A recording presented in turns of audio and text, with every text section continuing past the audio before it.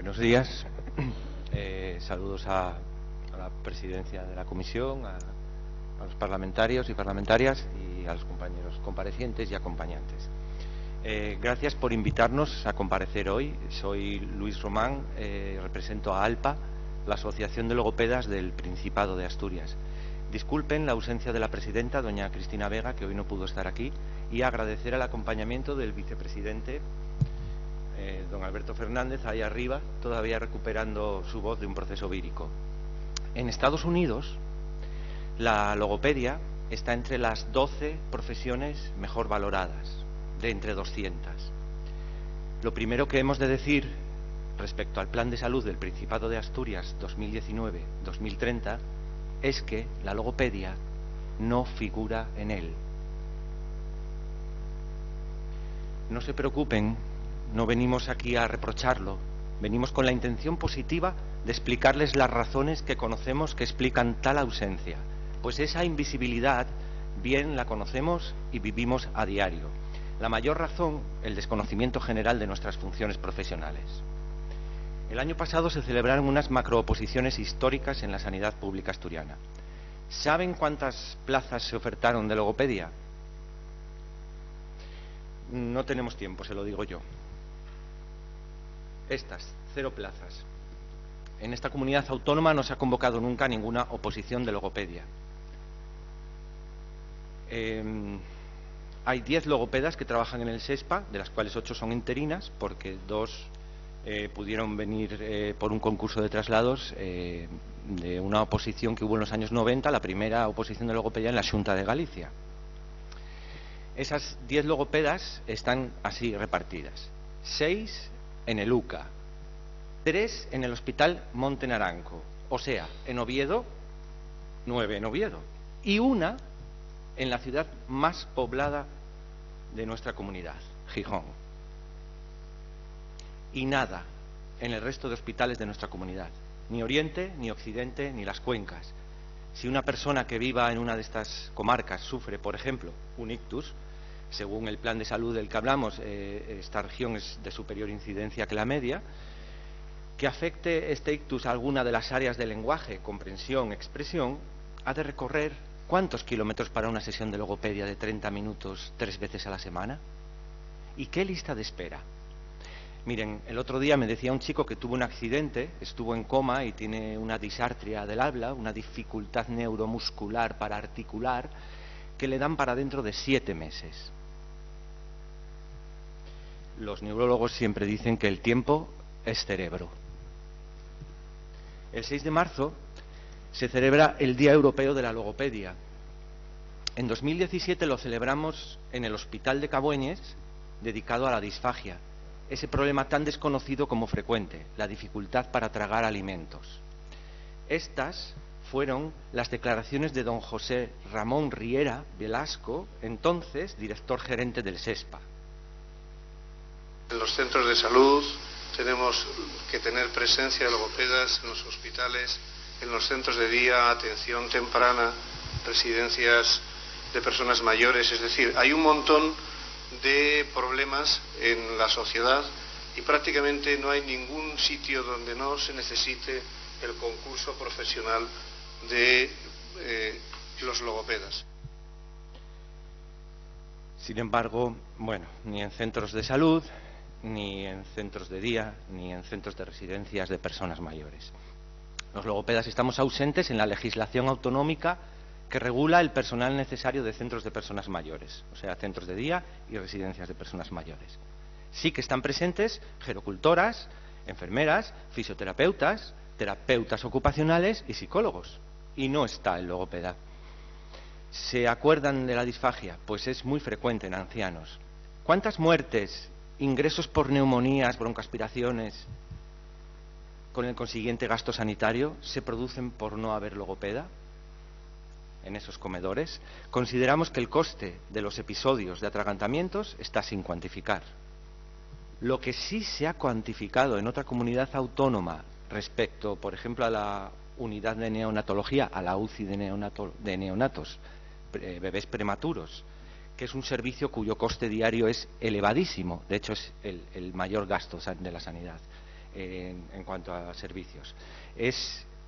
Lo que sí se ha cuantificado es la reducción del tiempo de los bebés en esa unidad cuando hay un logopeda trabajando la succión y, por tanto, garantizando la alimentación y alta en esa unidad.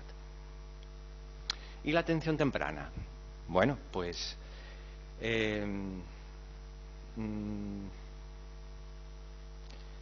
la Consejería de Derechos y Sociales y Bienestar, de la que también depende atención temprana, los centros de personas mayores que hablábamos antes. En Asturias hay 11 logopedas distribuidos en 8 unidades de atención infantil temprana.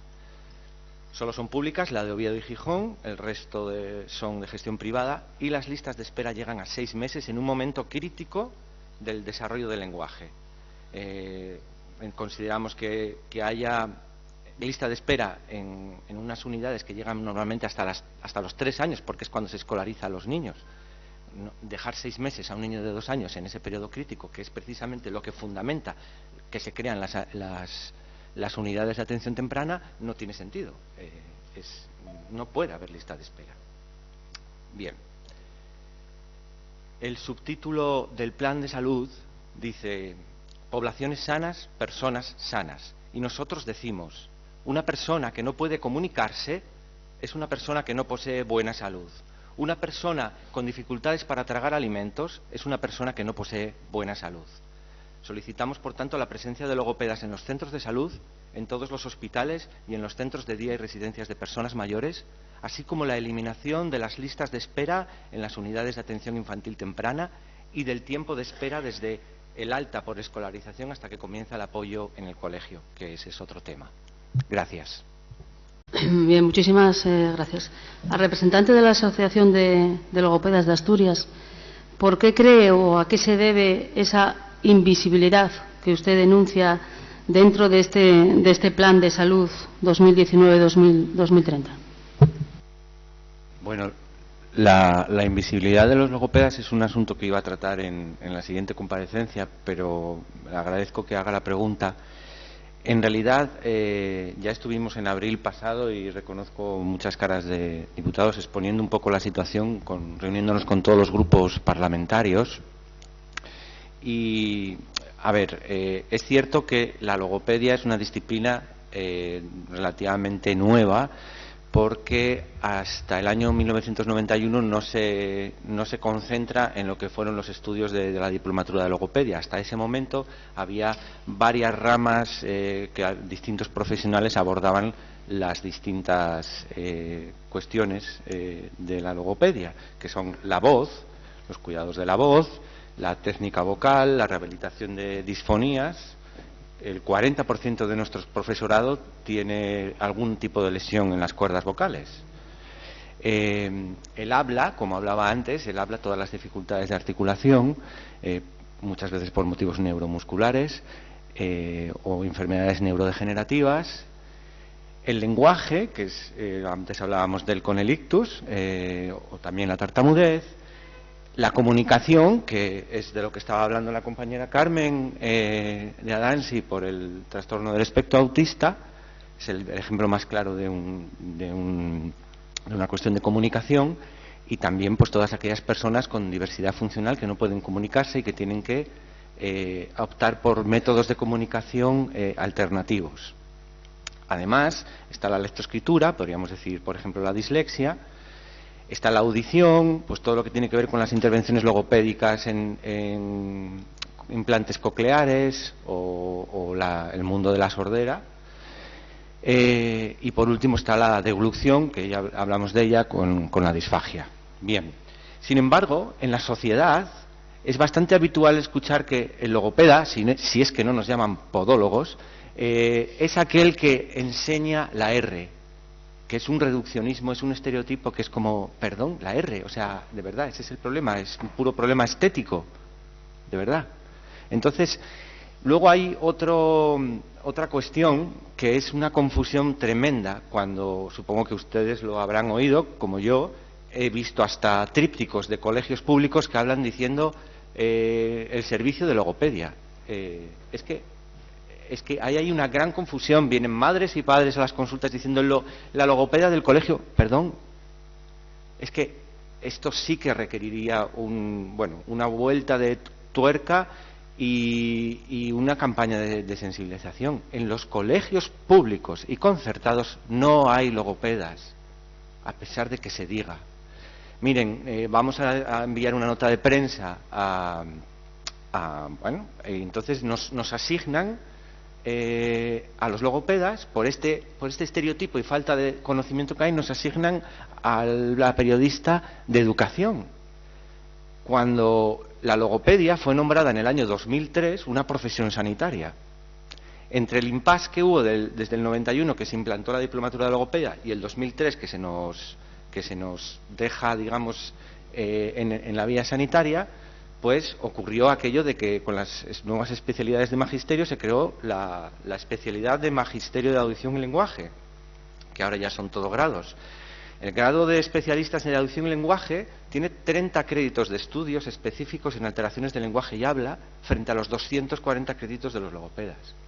Sin embargo, quienes están en los colegios son maestros, no hay logopedas. Ellos, además, incluso en el caso de que hay profesionales logopedas que después han estudiado magisterio para poder acceder a esas plazas, no pueden hacer un trabajo clínico porque sus funciones son otras en el maestro de la audición y lenguaje, tal como se especifica en su contrato laboral. En los colegios privados sí que suelen contratar logopedas, porque, bueno, claro, si al final se supone que hay un servicio que no funciona y al final acaban los niños después de clase en las consultas privadas de logopedia, pues no sé, igual podríamos plantearnos de otra manera.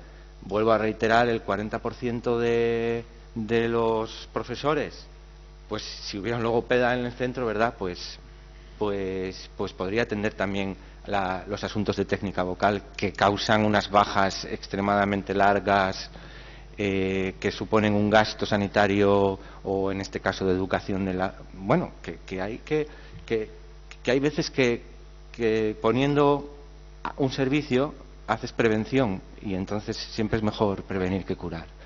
Un poco todos estos aspectos es lo que vemos que hacen que en general la sociedad no conozca muy bien nuestras funciones, y ya no digamos dentro del ámbito sanitario. Es que del ámbito sanitario, claro, como no estamos presentes, porque 10 logopedas para una comunidad como Asturias y encima concentrados, pues es claramente insuficiente. Pero es que como no estamos presentes, hay una doble cuestión. Miren, a mí me llegó un paciente que tuvo un ictus en un hospital comarcal. Como no tuvo complicación vital, no se le trasladó a Luca. Como no tuvo secuelas físicas, pues no se le indicó a rehabilitación, porque si hubiera ido a rehabilitación en el Luca ya le hubieran metido en el servicio de foniatría y logopedia. Esta persona tenía concretamente una afasia expresiva del habla,